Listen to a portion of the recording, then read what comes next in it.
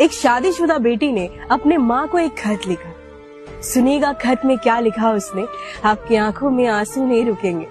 कि माँ, अब तो मुझे बहुत याद आती है। अब मेरी सुबह 5 बजे हो जाती है और रात 12 बज जाती है, तब माँ तो मुझे बहुत याद आती है। सबको गर्म खाना परोसने के बाद जब मैं खुद ठंडा खाना खाती हूँ, तब माँ तो मुझे बहुत याद आती है।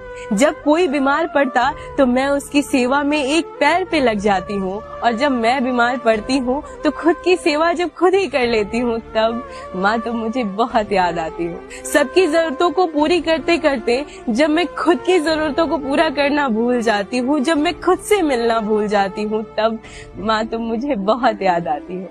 ये कहानी ना हर लड़की की है। वैसे तो शादी से पहले हर लड़का कहता है कि मैं तुम्हें माँ की याद नहीं आने दूंगा, लेकिन सच तो ये है कि माँ की कमी कोई पूरी कर ही नहीं सकता। माँ, तुम बहुत याद। मायके की बात ससुराल में और ससुराल की बात मायके में कहने से कुछ नहीं होगा, क्योंकि ससुराल की बात अगर मायके में कहोगी ना तो इज्जत तुम्हारी जाएगी, ससुराल वालों की नहीं।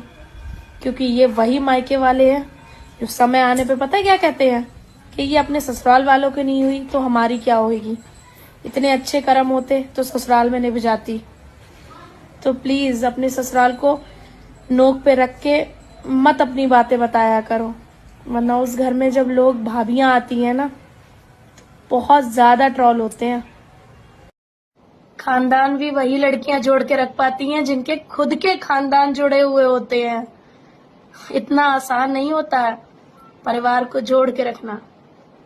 बचपन से ही सीखना पड़ता है कि मुट्ठी बंद और मुट्ठी खुले में कितना अंतर होता है।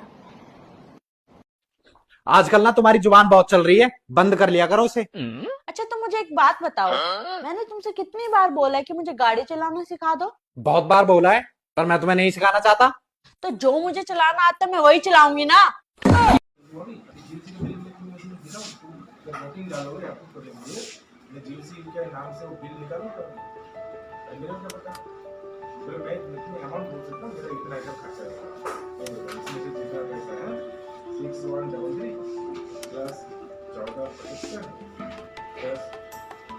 गुडो,